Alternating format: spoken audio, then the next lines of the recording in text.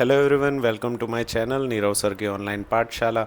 और आज हम शुरू करने वाले हैं क्लास 8 का इम्पोर्टेंट रिवीजन क्वेश्चन बैंक, जो आने वाली एग्ज़ाम के लिए है, जिसका सिलेबस आपको पता ही है, जून से लेके अक्टूबर तक है। ठीक है, तो फर्स्ट सेमेस्टर की ये एग्ज़ाम है। किस तरीके के क्वेश्चंस है, वो सारे ही क्वेश्चन पूरी तरीके से जो भी इम्पोर्टेंट है उसको पिछले एग्ज़ाम्स के आधार पे ही चुना गया है। तो मुझे लगता है कि अगर आप इस चीज़ को अच्छे से करते हैं तो 70+ मार्क्स आराम से खींच सकते हैं। ठीक है, चलिए शुरू करते हैं। एग्ज़ाम का टाइम टेबल आपको पता ही है, अगर नहीं पता तो आप देख लीजिए। 6 to 8 आपको देखना है। 6 to 8 में कहाँ कहाँ पे एग्ज़ाम है वो आप देख लीजिए। ऑलमोस्ट सेम डेट पे ही एग्ज़ाम होती है। आपका पेपर होगा 80 मार्क्स का। चलिए, पहले सवाल की बात करें तो give difference between sperm and ovum. हमें पता है कि स्पर्म और ओवम दोनों ही रिप्रोडक्शन से जुड़े हुए गैमेट्स हैं, तो इन दोनों के बीच में क्या डिफरेंस है वो हमें बताना है। स्पर्म के बारे में हम बताएं तो sperm is a male gamete, male के अंदर होता है। Ovum is a female gamete, female के अंदर होता है। मोटालिटी जो है उसके लिए फ्लैजेला, मोटालिटी मतलब एक जगह से दूसरी जगह जाने के लिए उसके पास एक आर्टिफिशियल पूंछ होती है जिसको हम फ्लैजेला कहते हैं। और ओवम नॉन मोटालिटी है, ये अपनी जगह से हिलने के लिए उसके पास कोई भी स्पेशल चीज़ नहीं है। तो ये फैलोपियन ट्यूब में फैलोपियन स्किन के मूवमेंट की वजह से आगे बढ़ता है, ना कि खुद की वजह से। तो ये नॉन मोटाइल है। The smallest cell in the human body, इंसानी शरीर में सबसे छोटा सेल यही होता है। और इंसानी सेल में सबसे बड़ा सेल यही होता है, ओवम। तो फीमेल गैमेट सबसे बड़ा होता है, मेल गैमेट सबसे छोटा। माइटोकॉन्ड्रिया सेंट्रली लोकेटेड, इसके अंदर जो माइटोकॉन्ड्रिया होती है वो सेंटर में लोकेट होती है, जबकि mitochondria scattered in the cytoplasm, यहाँ पे साइटोप्लाज्म में माइटोकॉन्ड्रिया जो है वो स्कैटर्ड हुई होती है। Cytoplasm present in very small amount, cytoplasm present in very large amount. Nucleoplasm are absent, nucleoplasm are present.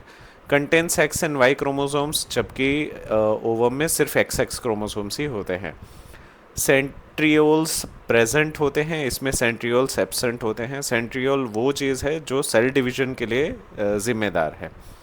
Produces in testis, testicles के अंदर बनते हैं, जबकि प्रोड्यूस्ड इन ओवरी, ओवरी के अंदर बनता है। सराउंडेड बाय प्लाज्मा मेम्ब्रेन, इसके आसपास प्लाज्मा की दीवार होती है, पर्दा होता है। सराउंडेड बाय एग एनवलप, इसके आसपास एग एनवलप होता है। ये कई सारे पॉइंट्स दिए हैं, पर आपको मार्क्स के हिसाब से लिखना चाहिए। अगर 3 मार्क्स है तो 3 पॉइंट्स, 4 मार्क्स है तो 4 पॉइंट्स, 5 मार्क्स है तो 5 पॉइंट, इसके हिसाब से आपको पॉइंट्स चूज़ करने चाहिए। Difference between internal and external fertilization. Fertilization तो आपको पता ही है, वो अंदर होता है या बाहर, और उन दोनों में क्या फ़र्क है उसके बारे में बात करते हैं। Fusion of gametes with in the body of a female, female के अंदर जब मेल गैमेट और फीमेल गैमेट जुड़े, फ्यूज़ करे, तब उसको इंटरनल कहते हैं। और अगर वही चीज़ बाहर हो तो उसको एक्सटर्नल फर्टिलाइजेशन कहते हैं। Lesser is released and deposited insides the female body, काफ़ी कम गैमेट्स जो है वो रिलीज़ होते हैं और फीमेल के बॉडी के अंदर डिपॉजिट होते हैं, जबकि यहाँ पे multiple gametes both male and female are released into the external environment. यहाँ पे कई सारे, यहाँ पे लिमिटेड होता है कि एक ही ओवम हर मंथ रिलीज़ होगा, जिसको हम मेंस्ट्रुअल साइकिल कहते हैं, पर यहाँ पे ऐसा नहीं है। कई सारे मेल और फीमेल गैमेट्स जो है वो रिलीज़ किए जाते हैं। Only male gametes are discharge into the female genital tract, यहाँ पे सिर्फ मेल के गैमेट ही डिस्चार्ज किए जाते हैं फीमेल के जेनेटिकल ट्रैक्ट में, जबकि यहाँ पे बोथ फीमेल एंड मेल, दोनों ही फीमेल और मेल के जो गैमेट है वो एक्सटर्नल सराउंडिंग के अंदर छोड़े जाते हैं। इनसाइड द फीमेल बॉडी के अंदर होता है, जबकि यहाँ पे आउटसाइड द बॉडी मेल और फीमेल दोनों के शरीर के बाहर ही फर्टिलाइजेशन होता है। वीवी पैरिटी, ओवी पैरिटी एंड ओ वो वी वी पैरिटी, ये इसके कुछ एग्जाम्पल है और इसके कोई एग्जाम्पल नहीं है। इस चीज़ को समझना चाहो तो आपका और मेंढक का कंपैरिजन कर दीजिए। इंसान के अंदर जो भी बच्चा रिप्रोड्यूस होता है वो फीमेल शरीर के अंदर होता है, जबकि मेंढक में ऐसा नहीं होता।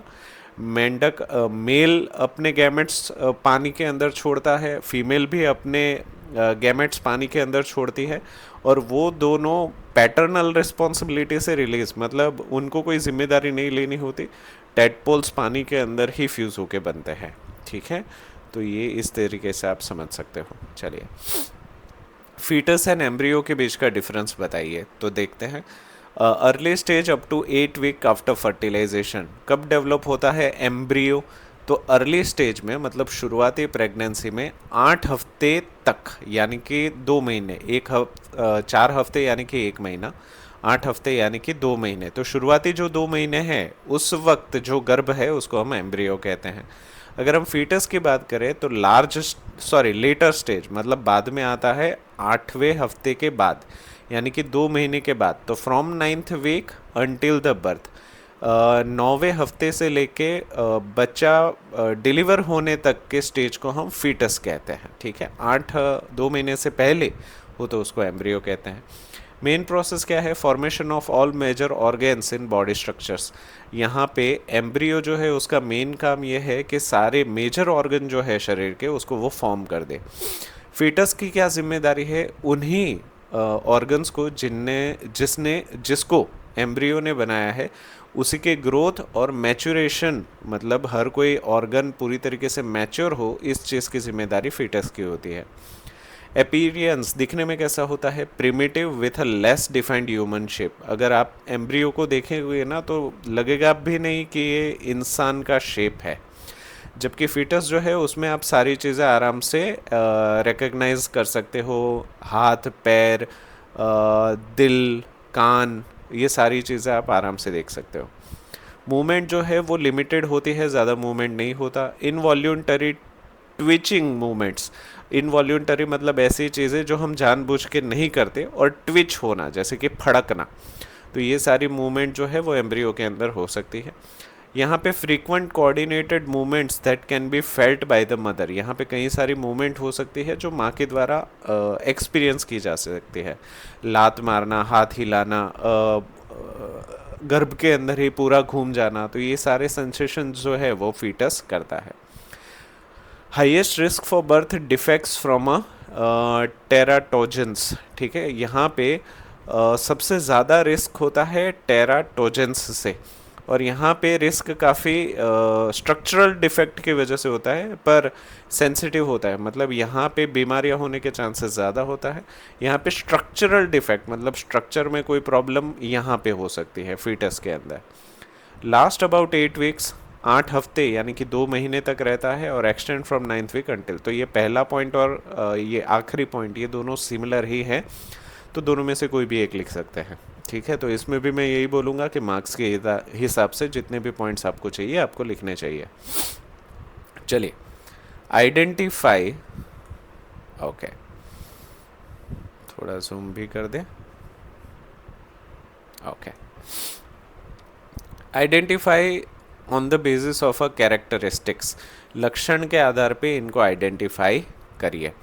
Oviparous animals and viviparous animals की बात कर रहे हैं। Animals that lay egg, animals that give birth to young ones, embryo develops inside the body, embryo develops outside the body, cow and hen. ये कुछ पॉइंट्स दिए हैं, उसके आधार पे हमें ओविपोरस और विविपोरस एनिमल्स के कैरेक्टरिस्टिक्स लिखने हैं। तो ओविपोरस की बात करते हैं, तो definition, animal that lay egg, ऐसे जानवर जो अंडे देते हैं, where the embryo develops outside the mother's body, जहाँ पे एम्ब्रियो जो है वो डेवलप तो होता है पर शरीर के बाहर होता है, गर्म करने की वजह से, हीट देने की वजह से होता है अंडे को, जिसके एग्जांपल्स है चिकन हो गया, स्नेक हो गए, मोस्ट फिश हो गई, टर्टल्स हो गए, तो ये सारे जो है वो ओविपोरस है। इनके लक्षण ये है कि जो एम्ब्रियो जो है वो नरिशमेंट जो है वो योक से प्राप्त करता है, अंडे के अंदर जो पीला हिस्सा होता है वहीं से ये पूरा न्यूट्रिशन लेता है। विविपोरस की अगर हम बात करें तो ऐसे एनिमल्स जो डायरेक्टली अपने ही जैसे बच्चों को पैदा करते हो, जहाँ पे एम्ब्रियो का डेवलपमेंट जो है वो मदर के शरीर के अंदर होता हो, ऐसे को हम विविपोरस कहते हैं, मतलब हम विविपोरस है। Example humans, cows, dogs, whales, ये सारे हम क्या है? विविपोरस। कैरेक्टर इनके ये है कि जो एम्ब्रियो जो है वो नरिशमेंट जो है वो मदर के ज़रिए ही, जिसको बोलते हैं प्लासेंटा, जैसे कि गर्भनाल, ठीक है, एक नाड़ होती है जो मदर से लेके बच्चे तक कनेक्टेड होती है, उसको प्लेसेंटा कहते हैं, या फिर सिमिलर स्ट्रक्चर से भी न्यूट्रिशन माँ के ज़रिए बच्चे को मिलता है। चलिए, right the name of the young ones against the name of the animal given below. तो ये तो फिफ्थ स्टैंडर्ड का सवाल है कि अलग अलग जानवरों के बच्चों को क्या कहते हैं। जैसे कि इंसान के बच्चे को बेबी कहते हैं, डॉग के बच्चे को पपी कहते हैं, काऊ के बच्चे को काफ कहते हैं, हैन के बच्चे को चिक कहते हैं। तो इसमें तो ज़्यादा कुछ प्रॉब्लम है नहीं। फिर है मेल रिप्रोडक्शन ऑर्गन और फीमेल रिप्रोडक्शन ऑर्गन्स को हमें पहचानना है, इसमें से कौन सा मेल है कौन सा फीमेल। तो यहाँ पे देखिए मेल रिप्रोडक्शन की बात करें तो टेस्टिस, पेनिस और स्पर्म जो है वो मेल है। और अगर फीमेल रिप्रोडक्शन ऑर्गन्स की बात करें तो ओवरी, यूटेरस और ओवम, ये तीनों फीमेल रिप्रोडक्टिव ऑर्गन्स है। आपको यहाँ से सेपरेट करके लिखना है, ठीक है। चलिए आगे बढ़ते हैं। Classify into sexual reproduction and asexual reproduction based on the following characteristics. Character के आधार पे कौन सा सेक्सुअल रिप्रोडक्शन है और कौन सा असेक्सुअल रिप्रोडक्शन है वो आपको बताना है। यहाँ से नीचे जो दिया गया है उसी से। तो यहाँ पे असेक्सुअल यानी कि डायरेक्ट कॉन्टेक्ट के बिना जो रिप्रोडक्शन होता है, जैसे कि single parent organism is necessary, ठीक है, सिंगल पेरेंट ऑर्गेनिज्म ही ज़रूरत होती है। प्रोसेस ऑफ बडिंग और बाइनरी फ्यूजन, बडिंग ले लो या बाइनरी फ्यूजन ले लो जो अमीबा में होता है ये। फिर genetic makeup of offsprings, offspring यानी कि बच्चों के बच्चे या फिर जनरेशन, तो उनका जो जेनेटिक मेकअप होता है वो असेक्सुअल रिप्रोडक्शन से ही होता है। सेक्सुअल रिप्रोडक्शन की बात करें तो both male and female organisms are necessary, यहाँ पे दोनों की ज़रूरत पड़ती है। Production of zygote after fertilisation, fertilisation के बाद मेल गैमेट और फीमेल गैमेट जुड़ के जाइगोट बन जाते हैं और यहाँ पे जेनेटिक वेरिएशन भी होता है, ठीक है। तो यहाँ पे क्या होगा, अगर मतलब जैसा जनरेशन चल रहा है there is no change, mutation यहाँ पे ना के बराबर होता है। यहाँ पे म्यूटेशन हो सकता है क्योंकि हर जनरेशन में जेनेटिक वेरिएशन आते हैं माँ और पापा के थ्रू। चलिए, identify the name of a microbe, microbe का नाम आपको देना है। जैसे कि I am very harmful to humans, मैं इंसानों के लिए काफ़ी खतरनाक हूँ। तो पैथोजेंस, पैथोजेंस यानी कि ऐसे विषाणु जिससे बीमारियाँ फैलती है। आई am use for making medicines, दवाइयाँ बनाने के लिए मेरा इस्तेमाल होता है। तो फंगस का इस्तेमाल भी हम करते हैं और बैक्टीरियाज का भी इस्तेमाल करते हैं। I am use for making breads, yeast का इस्तेमाल हम करते हैं ब्रेड बनाने के लिए। I am use to fermentation process, fermentation process जिससे अल्कोहल बनता है उसके लिए भी यीस्ट जिम्मेदार है और बैक्टीरिया जिम्मेदार है। I cause malaria, plasmodium. I am tiny of all microbes, सारे माइक्रोब्स में से मैं सबसे छोटा हूँ। तो वायरस जो है वो ना कि लिविंग है ना कि नॉन लिविंग है, वो सबसे छोटे हैं। आई एम यूनिवर्सली प्रेजेंट, मैं हर जगह पे हूँ। तो बैक्टीरिया, जैसे भगवान हर जगह पे होते हैं ना, वैसे बैक्टीरिया भी हर जगह पे होता है। चलिए, क्लासीफाई द फॉलोइंग, नीचे दिए गई चीज़ों को हमें क्लासीफाई करना है। जैसे कि classify between kharif crop and rabi crop, kharif crop कौन से हैं, रबी क्रॉप्स कौन से हैं, वो हमें बताना है। This crop is grown during the month of June to September, June to September में खरीफ क्रॉप ही उगते हैं, आपको याद रखना है। It includes crop like wheat, gram and peas, ये रबी क्रॉप है। It crop grows in monsoon season, बारिश के time kharif. This crop is grown during the month of October to March, rabi, ठीक है। तो ये चार चीज़ें आपको याद रखनी चाहिए। चलिए next, classify between the natural fertilizer and artificial fertilizers, natural fertilizer कौन से हैं, आर्टिफिशियल कौन से हैं, आपको पहचानना है। This fertiliser can be made in fields, तो नेचुरल को ही हम मैदानों में बना सकते हैं, खेतों में बना सकते हैं। It improves the texture of a soil, natural.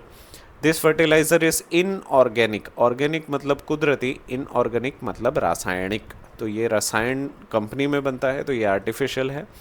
Organic substances are not obtain to soil by my use, organic substances नहीं मिलते मिट्टी को मेरे इस्तेमाल की वजह से। तो आर्टिफिशियल जो है उसकी वजह से ही हमें ऑर्गेनिक सब्सटेंस नहीं मिल पाते। तो आर्टिफिशियल फर्टिलाइज़र जो है वो ज़्यादा अच्छा नहीं है। आर्टिफिशियल यानी कि मैन मेड और नेचुरल यानी कि कुदरती, ठीक है। तो हमें कुदरती फर्टिलाइज़र इस्तेमाल करना चाहिए, पर वो स्लो है इसलिए लोगों का पेशेंस टूट जाता है। चलिए, classify between the modern and traditional irrigation method, कौन सी मॉडर्न यानी कि आज के वक्त की मेथड है इरिगेशन यानी कि पानी देने की, और कौन सी पुरानी है। जैसे कि स्प्रिंकलर सिस्टम जो है वो मॉडर्न है, आजकल हर जगह पे, हर खेतों में, हर फार्म हाउस में आपको इसको देख रहे हो, स्प्रिंकलर, फव्वारा। फिर मौत ट्रेडिशनल जो है, मौत जो है वो ट्रेडिशनल है, वो क्या है मैं अभी आपको फिगर में दिखाऊंगा भी। राहत भी ट्रेडिशनल है, मौत और राहत ये दोनों ही ट्रेडिशनल पुराने ज़माने की है।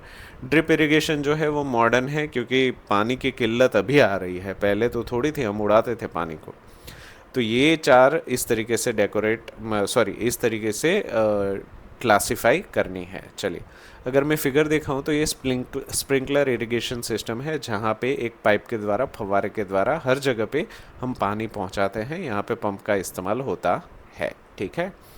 चलिए नेक्स्ट, ये जो है वो मोट सिस्टम है, जहाँ पे कुएं से हम पानी खींच के अपने हाथों से ही पूरे खेतों को सींचते थे। तो ये जो है वो इसको करने से ना मौत आ जाती थी, इसलिए इसको मौत सिस्टम कहते हैं। चलिए नेक्स्ट, ये जो है ना वो हमारी ये राहत सिस्टम है। कौन से सिस्टम? राहत। इसमें ना किसान को राहत रहती है, पर बैल बेचारे मारे जाते हैं, ठीक है। तो ये किसान देखो आराम से बैठा है, सारा काम बैल ही कर रहे हैं।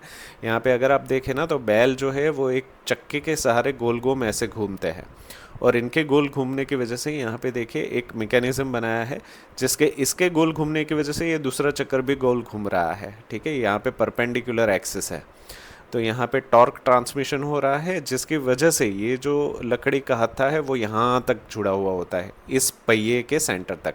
और यहाँ पे देखिए कई सारी छोटी छोटी बकेट है, जो नीचे से हम कलेक्ट कर रहे हैं पानी, और फिर ऊपर इसमें कलेक्ट होके यहाँ से खेतों में जा रही है, टू फार्म, ठीक है। तो ये हमारी राहत सिस्टम है।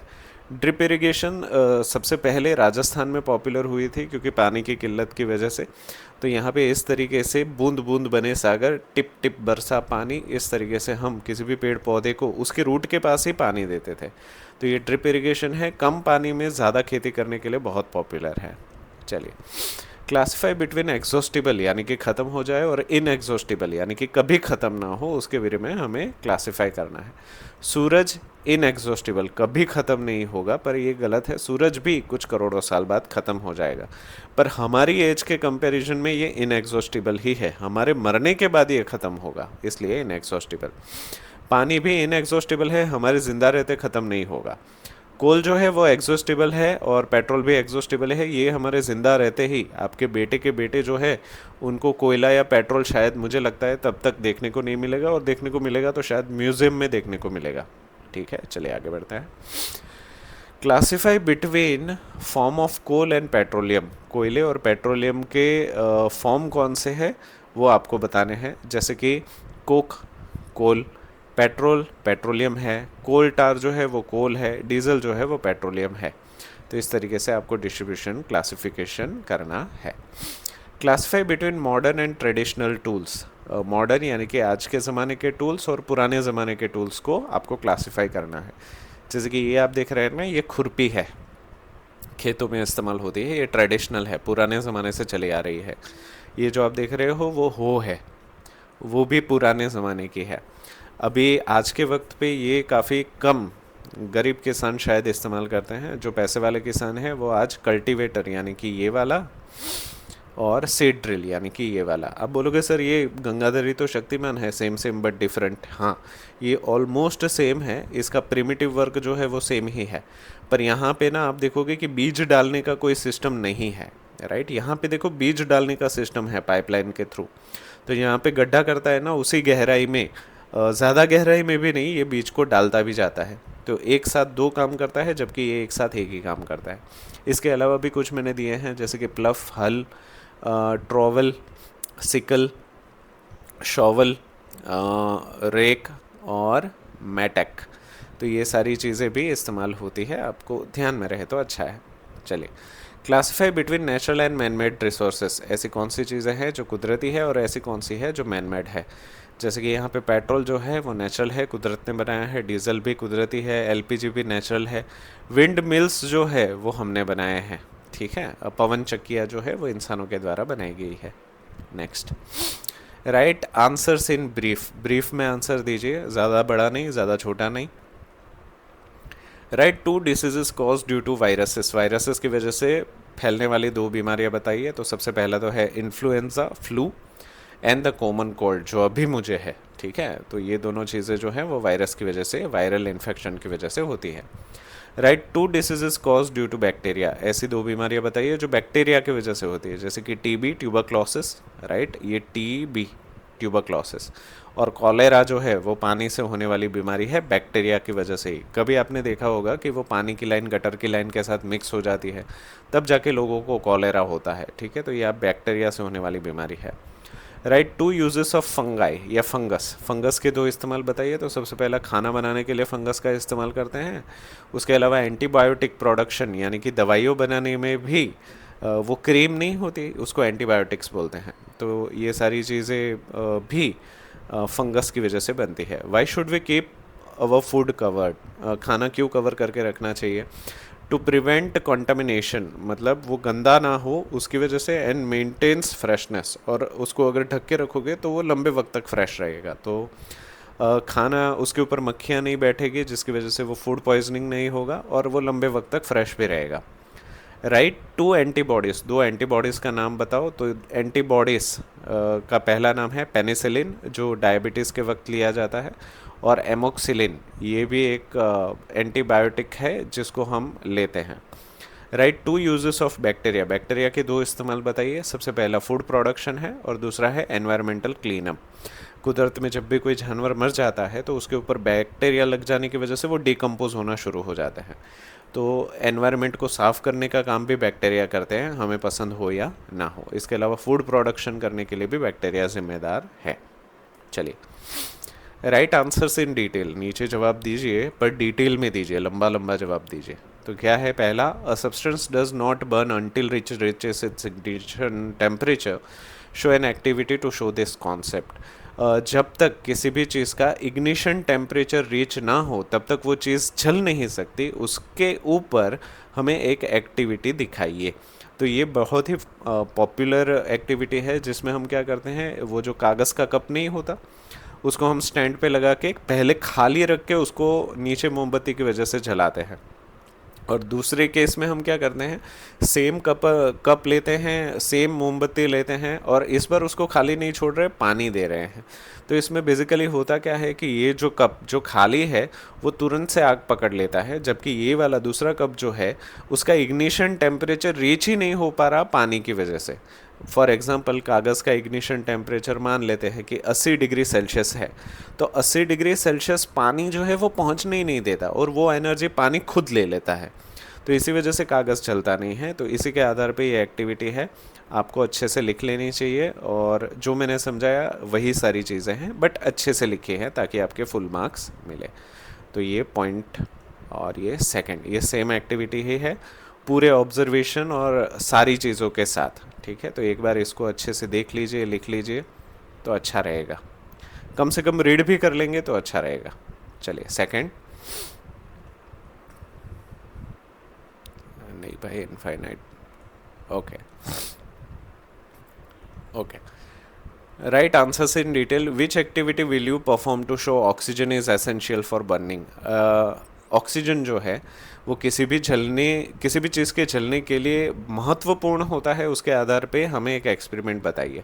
बहुत ही सिंपल एक्सपेरिमेंट है, एक लकड़ी ले लीजिए और उसके ऊपर 2 मोमबत्ती रखिए, एक मोमबत्ती के ऊपर कुछ मत ढकिए, दूसरी मोमबत्ती के ऊपर उल्टा कांच रख दीजिए, उल्टा ग्लास रख दीजिए। तो आप देखेंगे कि पहली मोमबत्ती जलती ही रहती है, जबकि दूसरी मोमबत्ती जो है वो धीरे धीरे बुझ जाती है। क्यों ये बुझ जाती है? क्योंकि यहाँ पे ऑक्सीजन ग्लास के अंदर जो था वो कंज्यूम हो गया, और उसके कंजम्पशन की वजह से ग्लास के अंदर कोई ऑक्सीजन बचा नहीं है, इसलिए मोमबत्ती जल नहीं रही। तो यही वो एक्सपेरिमेंट है जिसके आधार पे हम बता सकते हैं कि ऑक्सीजन जो है वो ज़रूरी है। ठीक है, फिर भी एक बार आप इस एक्सपेरिमेंट को देख लीजिए, मैं ज़्यादा इसको डिस्कस नहीं कर रहा। ठीक है, ये सेकंड का ही है, ये पहली स्लाइड और ये दूसरी स्लाइड। ठीक है, चलिए next, third, write answer in a detail. हाँ भाई, क्यों घड़ी घड़ी आ रहा है। Perform an activity to show the hotness of a zones of a candle. किसी भी मोमबत्ती को जलाते हैं तो उसका जो आग होती है, ज्वाला जो होती है, उसमें अलग अलग लेवल पे अलग अलग हीट होती है। उसको दिखाने के लिए एक एक्टिविटी दिखाइए, and that which zone of a candle does gold Smith use for melting gold. और अगर ऐसा ही है तो जो सोनी जो है वो जोत का कौन सा हिस्सा इस्तेमाल करता है ताकि गोल्ड जो है, सोना जो है वो पिघल पाए, ठीक है। तो ये वाली फिगर आपको याद रखनी ही चाहिए, कई सारे इंपॉर्टेंट क्वेश्चन में सेम फिगर आएगी, नहीं तो लेबल के नाम पे ये फिगर आ जाएगी। तो जब भी मोमबत्ती जलती है तो उसके अलग अलग लेयर्स होते हैं, जैसे कि सबसे पहले यहाँ पे मैं आपको लेबल से समझा जाता हूँ। वैक्स का कैंडल है लीस्ट हॉट, यहाँ पे जो आपकी जो ये है ना, inner most zone of unburnt wax vapours black, ठीक है, जहाँ पे रस्सी होती है वो सबसे कम गर्म होती है। तो आपने कई बार मूवीज़ में ना हीरोज़ को इस मोमबत्ती को या हीरोइन को इस मोमबत्ती को डायरेक्ट बुझाते हुए देखा होगा।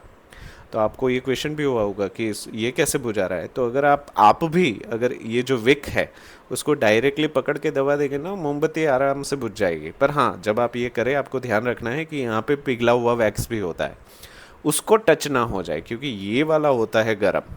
यहाँ पे टच हो गए तो हा हा हा हा हा हो जाएगा थोड़ी देर के लिए। चलिए, मॉडरेट हॉट यहाँ पे देखिए, यहाँ पे सबसे कम, बाद में थोड़ा बाहर, ये जो ऑरेंज कलर आपको दिख रहा है ना, वो थोड़ा मॉडरेट हॉट होता है, ना बहुत ज़्यादा गर्म ना बहुत ज़्यादा ठंडा। और ये हॉटेस्ट पार्ट सबसे बाहर वाला जो आपको दिख रहा है ना, रेडिश टाइप का, तो वो सबसे ज़्यादा गर्म होता है, ठीक है। Outer zone of complete combustion, और इसके बाहर एक चौथा कलर भी होता है ब्लू कलर का। तो आप यहाँ पे देखिए 4 है, एक तो यहाँ पे ये white plus yellow, right, white ही समझिए, उसके बाद है येलो। वाइट सबसे ठंडा, येलो थोड़ा गर्म, येलो से ज़्यादा गर्म ऑरेंज, और ऑरेंज से भी ज़्यादा गर्म है ब्लू, ठीक है। तो इस तरीके की जो संरचना है आपको ध्यान रखनी चाहिए। इसको एक बार आप पढ़ लीजिए, लिख लीजिए, तो आपके लिए बेहतर रहेगा। सेम चीज़ यहाँ पे सारे जोन्स के बारे में डिस्कस किया है, और कैसे आपको एक्सपेरिमेंट को दिखाना है वो सारी चीज़ें हैं, एक बार आप इसको ज़रूर से देख लीजिए। चलिए, right answers in detail, detail में आंसर लिखिए। अच्छा, ये वही है, सॉरी, परफॉर्म, हाँ, कैंडल वाली ही है, 3 स्लाइड है, तो आप देख लीजिए एक बार। Okay, question number 4। हाँ भाई, क्यों खड़ी खड़ी, चलिए।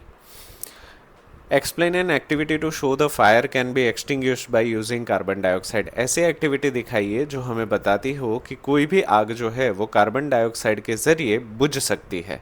अभी इसको अगर दिखाना है ना, तो सबसे पहले फिगर ही देखिए, इन सारी चीज़ों को आप पढ़ लेना आराम से। जैसे कि यहाँ पे मैं फिगर समझा दूंगा ना, तो आपका 90% काम तो हो जाएगा। जैसे कि आपको 3 चीज़ें लेनी है, वैसे तो 4 चीज़ें लेनी है। बेकिंग सोडा लेना है, एक जग लेना है, विनेगर लेना है, और मोमबत्ती लेनी है, राइट। अभी करना क्या है, ये जो जग है आपके पास, ठीक है, उस जग के अंदर आपको बेकिंग सोडा डाल देना है और विनेगर डाल देना है। सबसे पहले बेकिंग सोडा डालिए, उसके बाद विनेगर डालिए, तो ज़्यादा ठीक रहेगा। वरना उल्टा करेंगे तो भी कोई प्रॉब्लम नहीं है। बट आपको करना क्या है, जब आप विनेगर के अंदर बेकिंग सोडा डालेंगे ना, तुरंत ही उसमें बुलबुले बनना शुरू हो जाएंगे। अभी ये जो बुलबुले बन रहे हैं ना, वो है अपना कार्बन डाइऑक्साइड CO2। तो ये जैसे ही बुलबुले बन रहे हैं, आपको इसको थोड़ा सा टिल्ट करना है। तो ये जो कार्बन डाइऑक्साइड की लेयर जो है ना यहाँ पे, वो हवा जो है वो कैंडल के ऊपर आपको गिरानी है, पूरा पानी नहीं गिराना है, ये जो हवा है उसी को गिरानी है, तो ये बुझ जाएगी। यही वो एक्सपेरिमेंट है जिसकी वजह से आप बता सकते हो कि बेकिंग सोडा को जब आप विनेगर के साथ मिक्स करते हो तो कार्बन डाइऑक्साइड बनता है, और कार्बन डाइऑक्साइड ही है जो फायर एक्सटिंग्विशर के लिए काम करता है। ठीक है, चलिए, सेम चीज़ आप एक बार देख लीजिए। Okay, give reason for the following. नीचे जो दिए हैं उसके लिए कारण दीजिए। सबसे पहला है, earthworms are called farmers friend. ज़मीन के जो कीड़े होते हैं वो किसान के दोस्त हैं, क्योंकि earthworms are considered valuable allies to the farmer. Earthworms जो है वो किसानों के सबसे अच्छे एलाय है, ठीक है, साथी है, क्योंकि दे सिग्निफिकेंटली इम्प्रूव सॉइल हेल्थ। क्योंकि ये जब मिट्टी में घूमते हैं तब मिट्टी की क्वालिटी भी अच्छी करते हैं, यहाँ तक कि जब वो मर जाते हैं तब उनका शरीर में से नाइट्रोजन जो है वो मिट्टी में मिल जाता है। 3 चीज़ें मेन मिट्टी में होनी चाहिए, NPK, नाइट्रोजन, फॉस्फोरस, पोटेशियम। तो ये 3 चीज़ें जो हैं, ये तीनों ही ये जो अर्थवर्म्स होते हैं वो कभी ना कभी देते हैं, ठीक है। नाइट्रोजन मरने के बाद देते हैं, पोटेशियम यूरिन के द्वारा देते हैं, सॉरी फॉस्फोरस जो है वो यूरिन के द्वारा देते हैं, और पोटेशियम भी यूरिन के द्वारा देते हैं, यहाँ तक कि सोडियम भी देते हैं यूरिन के, मतलब एक्सक्रीटा के द्वारा, मल और मूत्र के द्वारा।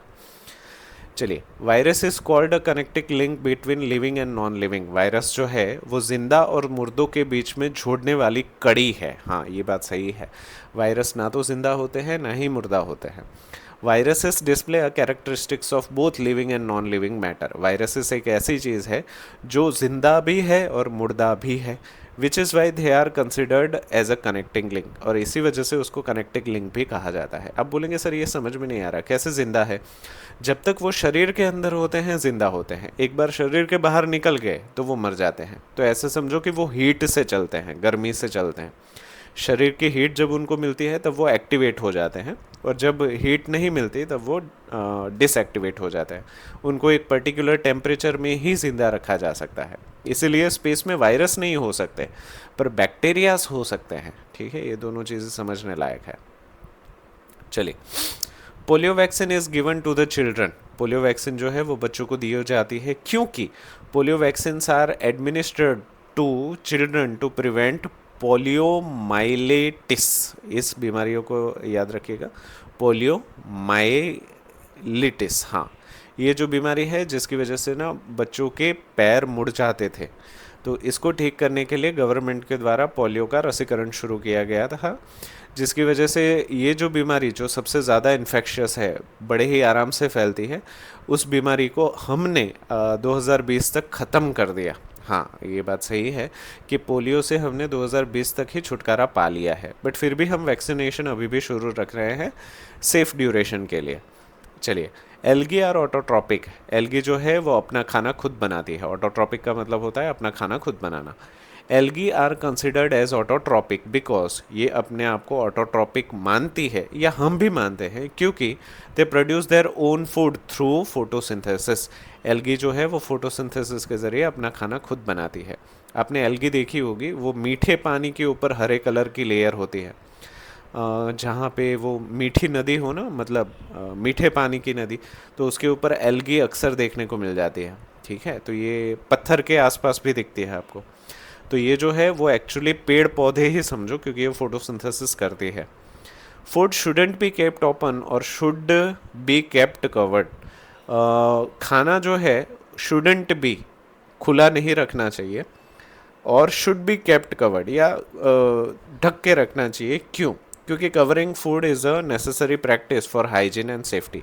हाइजीन के लिए भी अच्छा है, स्वच्छता के लिए भी अच्छा है, और हमारी सुरक्षा बीमारियों से के लिए भी अच्छा है। ठीक है, चलिए नेक्स्ट।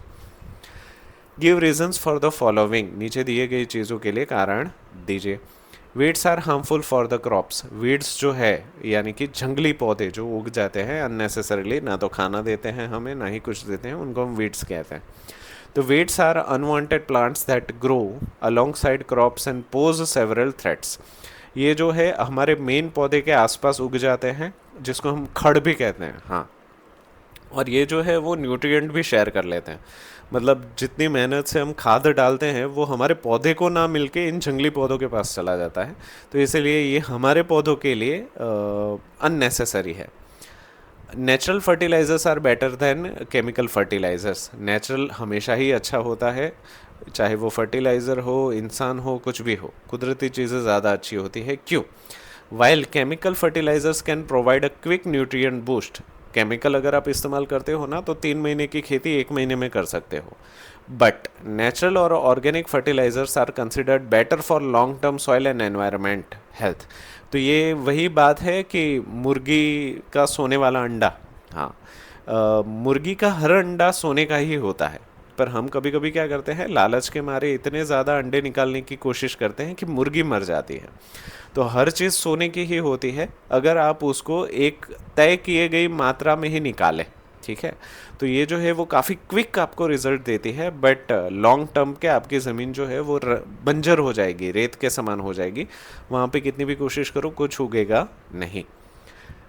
नेक्स्ट है पेस्चुराइजेशन of milk is necessary.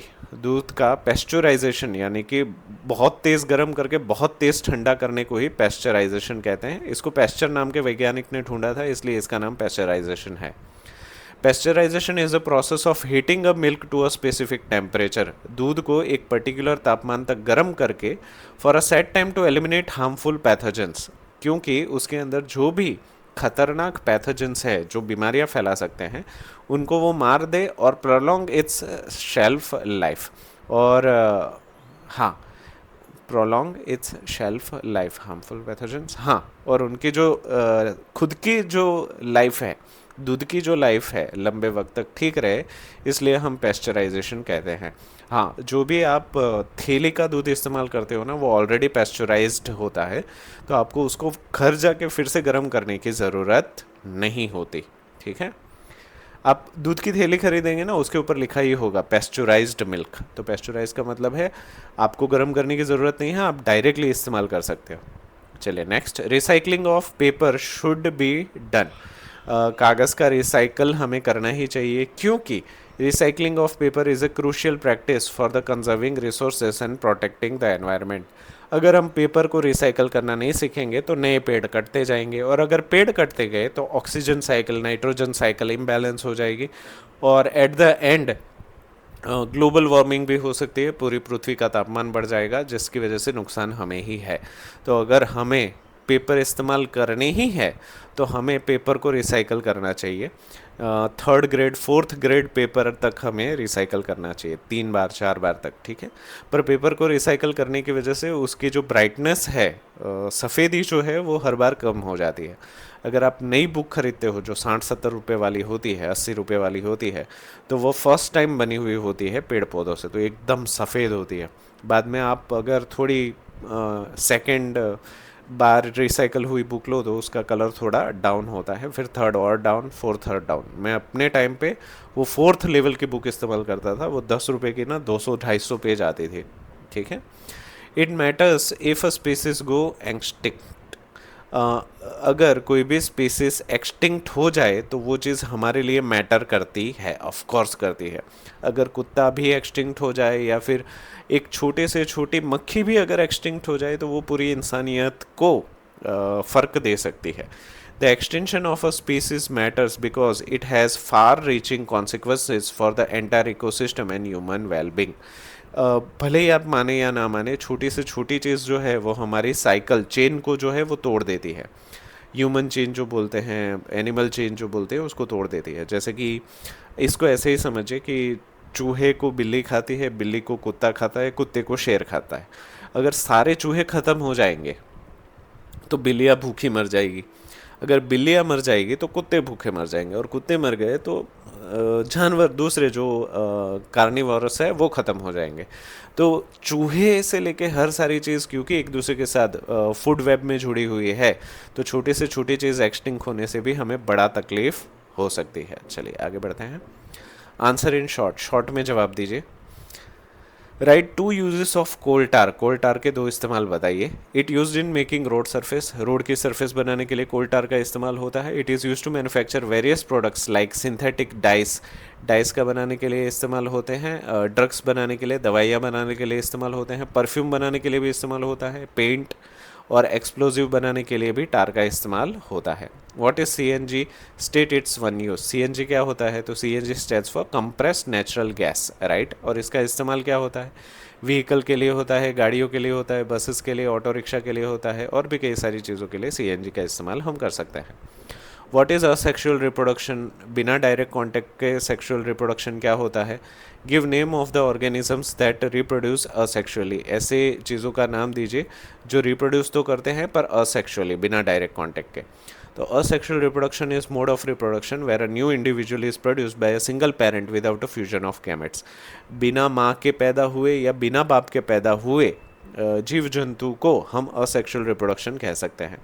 The offsprings are genetically, अच्छा, कभी कभी मेल और फीमेल होने के बावजूद भी असेक्सुअल रिप्रोडक्शन होता है। The offsprings are generally identical clones of the parents. यहाँ पे जो बच्चे होते हैं वो माँ के या बाप के हूबहू कॉपी होते हैं। It is like a xerox. One organisms that reproduce asexually is the amoeba. एक अगर जानवर की बात करें जो असेक्सुअल रिप्रोडक्शन करता है वो अमीबा है। चलिए आगे। Fourth, what is a budding. Budding क्या होता है? Give name of the organism that produces through budding, और उनके नाम दीजिए जो बडिंग के थ्रू प्रोड्यूस होते हैं।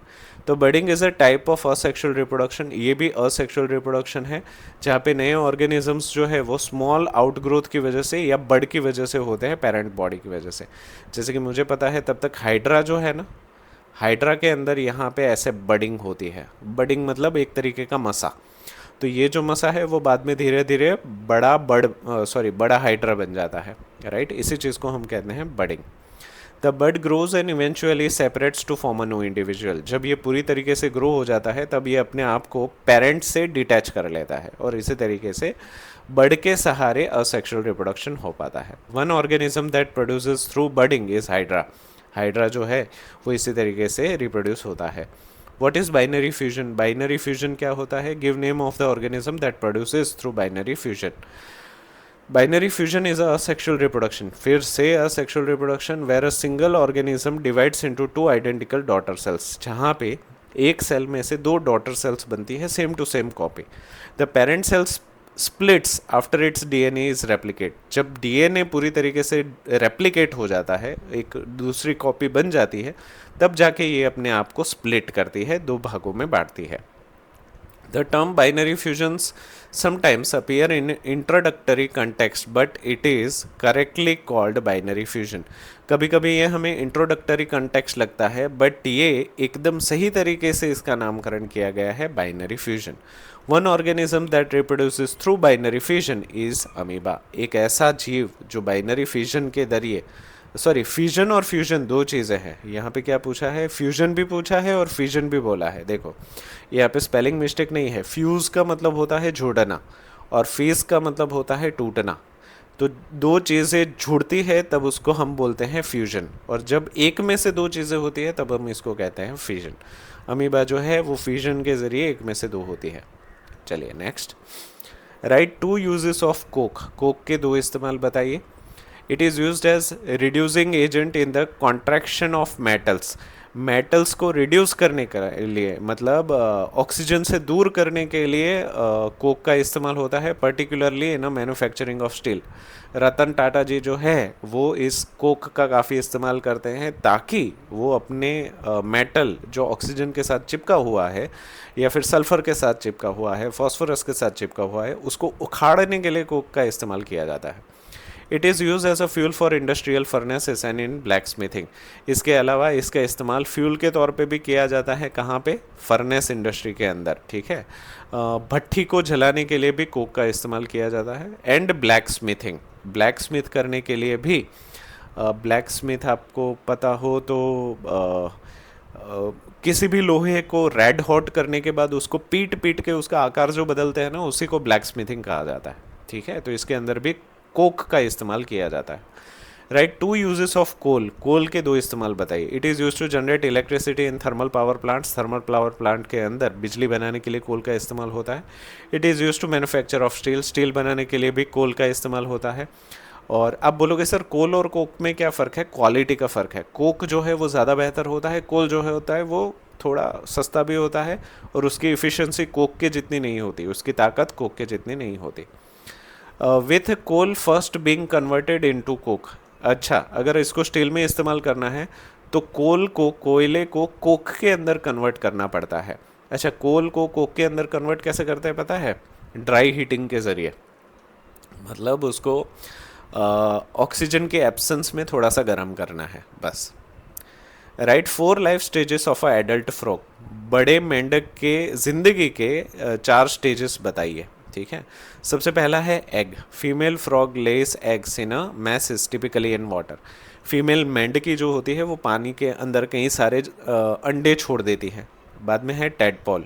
The eggs hatch into tadpoles. जब इन अंडों के ऊपर मेल मेंढक अपने स्पर्म्स को रिलीज करता है तो वो हैच हो जाते हैं, मतलब फर्टाइल हो जाते हैं और टेडपोल बन जाते हैं। पूंछ वाले आपने देखे भी होंगे तालाब में, which live in the water, पानी के अंदर ही रहते हैं, ब्रेथ थ्रू गिल्स, जैसे मछलियों के पास गिल्स होती है ना, टैडपोल के पास भी गिल होते हैं, and have a tail but no legs, इनके पास पूंछ तो होती है पर पैर नहीं होते। उसके बाद वो बनते हैं फ्रॉगलेट, छोटी मेंढकी, ठीक है। Tadpole grows legs and develops lungs, धीरे धीरे वो छोटी मेंढकी बन जाते हैं और उसके अंदर लंग्स आ जाते हैं, ट्रांजिशनिंग इनटू अ फ्रॉगलेट, और वो फ्रॉगलेट के अंदर कन्वर्ट हो जाते हैं। अच्छा, यहाँ पे लंग्स बोला है और यहाँ पे गिल, तो मेंढक ऐसा जानवर है जो मछली भी है और इंसान भी है, ऐसे बोल सकते हो, क्योंकि पहले उनके पास गिल्स थे, बाद में वो क्या बोलते हैं, वो इवॉल्व हो गए और उनके पास लंग्स आ गए, ठीक है, और वो फ्रॉगलेट बन गए। Adult frog, the froglet loses its tail and becomes a mature adult frog. ये फ्रॉगलेट जो है वो अपनी पूंछ से छुटकारा पा लेते हैं। जब वो फ्रॉगलेट होते हैं तब छोटी सी पूंछ उनके पास होती है, पर जब वो बड़े होते हैं तब पूंछ से छुटकारा पा लेते हैं और उसके बाद वो लंग्स से ही सांस लेते हैं, और लैंड के ऊपर भी रह सकते हैं और पानी के ऊपर भी रह सकते हैं, ठीक है। तो ये कुछ थे 4 स्टेज मेंढक के, इसलिए मेंढक ना काफ़ी इंटरेस्टिंग जानवर है। चलिए next, explain the process, process को समझाइए। What activity would you suggest Meena Ben if she wants to separate damaged seeds? Meena Ben जो है वो अपने डैमेज सीड को अलग करना चाहती है, तो आप उनको कौन सी मेथड सजेस्ट करेंगे? रुकिए थोड़ा जूम कर देता हूँ। हाँ, तो सिंपल वाटर फ्लोटेशन मेथड आप उनको सजेस्ट करेंगे कि वो ना अपने सीड्स को पानी में डाल दे, तो जो खराब होंगे वो तैरेंगे, जो अच्छे होंगे वो डूब जाएंगे।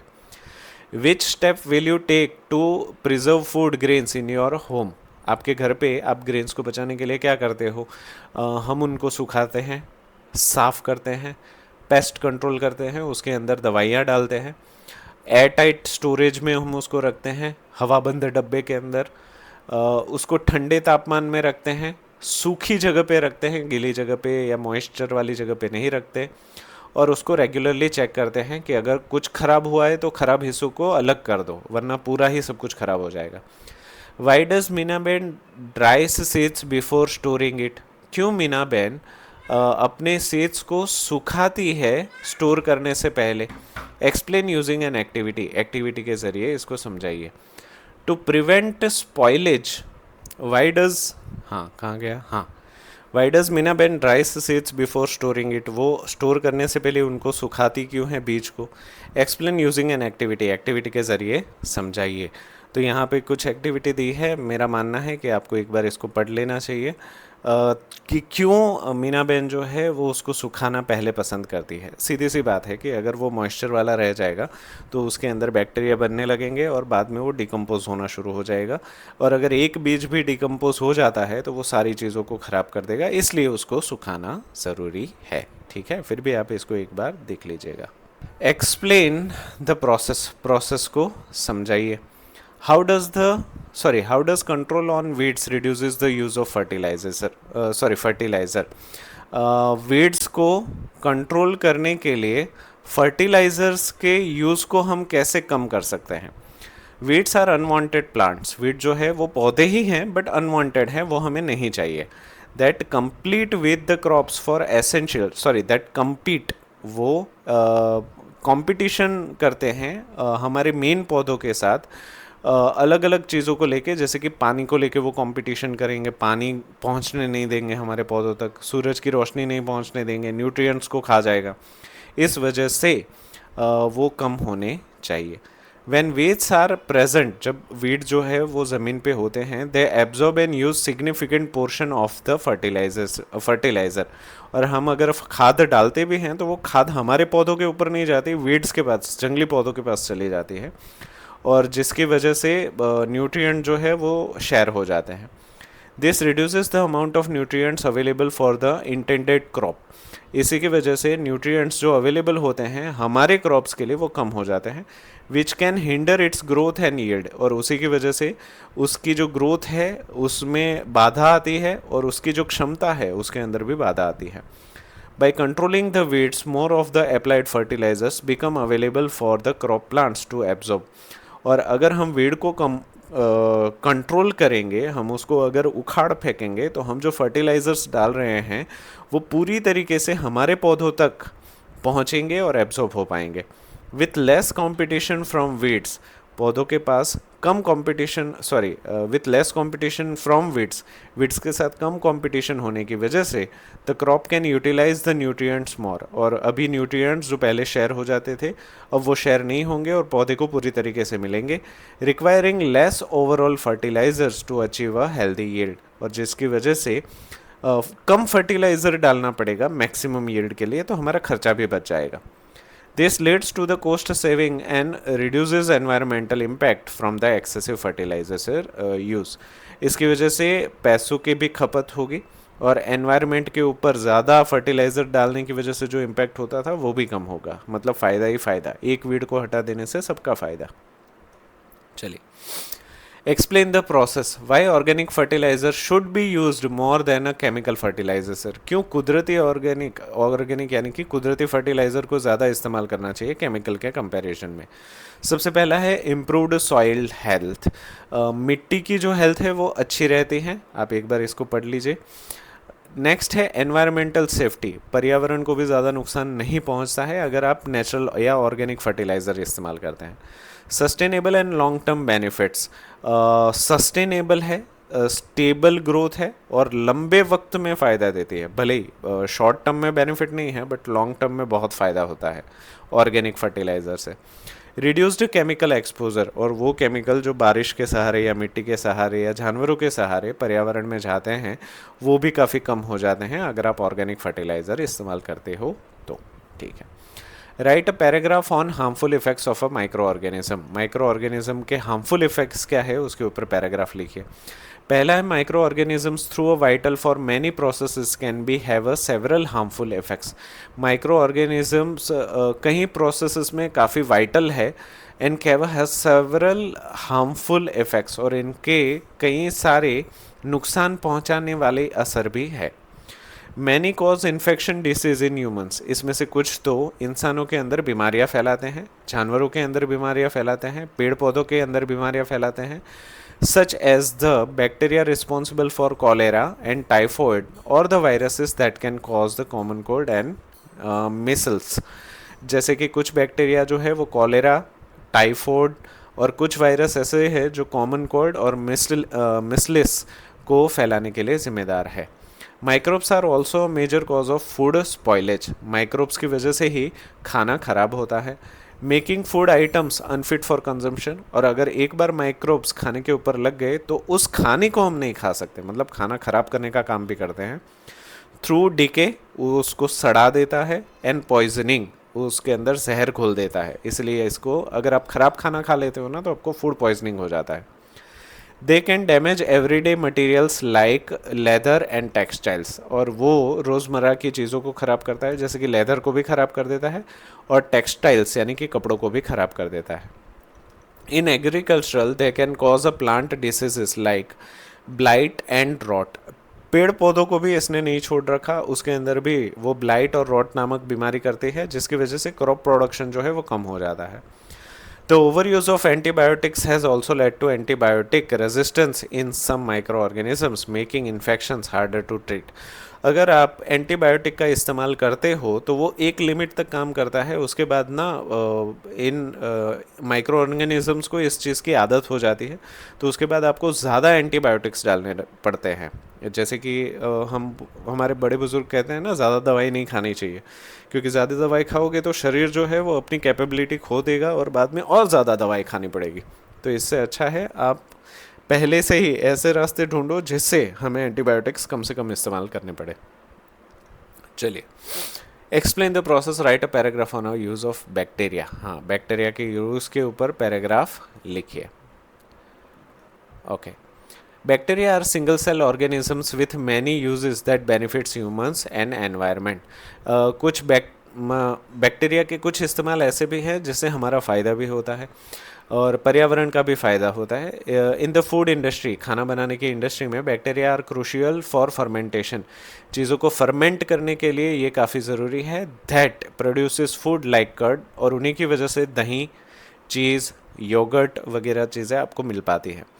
In medicine, bacteria are used to produce antibiotics and are genetically engineered to produce life-saving hormones like insulin. यहाँ तक कि एंटीबायोटिक का इस्तेमाल जेनेटिकली भी काफ़ी ज़्यादा किया जाता है, जैसे कि ज़िंदगी बचाने वाला इंसुलिन भी बैक्टीरिया की वजह से ही हम बना पाते हैं.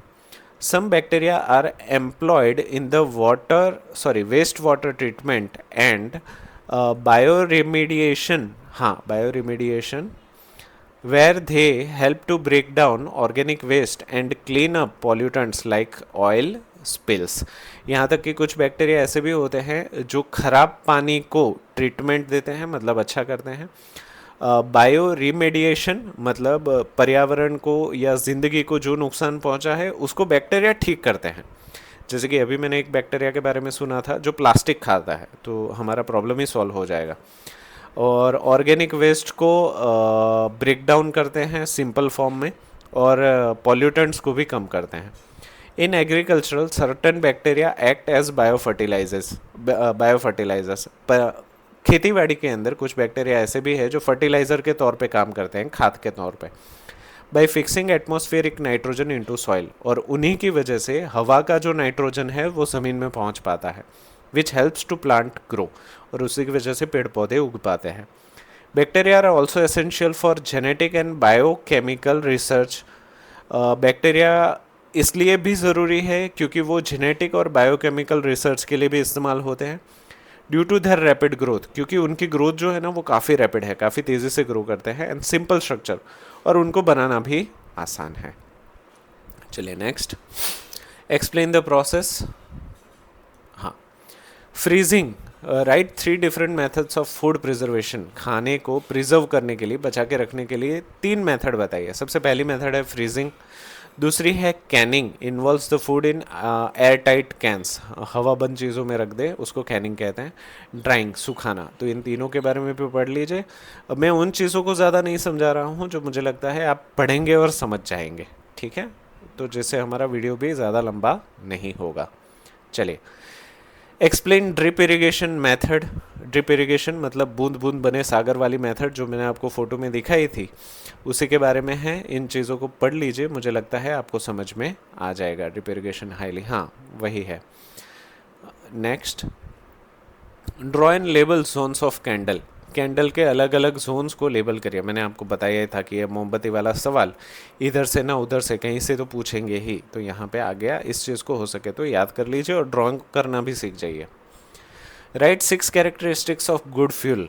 अच्छा फ्यूल के 6 लक्षण बताइए. 6 लक्षण क्या है अच्छे फ्यूल के? पहला है हाई कैलोरीफिक वैल्यू, मतलब कम वजन पे ज़्यादा जले, ठीक है, तो कैलोरीफिक वैल्यू उसकी ज़्यादा होनी चाहिए. मॉडरेट इग्निशन टेम्परेचर, उसका इग्निशन टेम्परेचर बहुत ज़्यादा भी नहीं होना चाहिए. जैसे कि डीजल का इग्निशन टेम्परेचर ज़्यादा होता है, तो डीजल को थोड़े ना हम अपने बाइक में डाल सकते हैं, तो ये अच्छा फ्यूल नहीं है. फिर लो मॉइस्चर कंटेंट होना चाहिए. क्यों लो मॉइस्चर? क्योंकि अगर पेट्रोल इंजन के अंदर जाता है और अगर उसके अंदर मॉइस्चर होगा तो इंजन को ख़राब कर देगा, राइट, जंग लगा देगा, इंजन की ऐसी तैसी हो जाएगी. और उसी, चलिए ये बात निकली है तो अभी ना हम 20% इथेनॉल इस्तेमाल कर रहे हैं पेट्रोल के अंदर. कितना?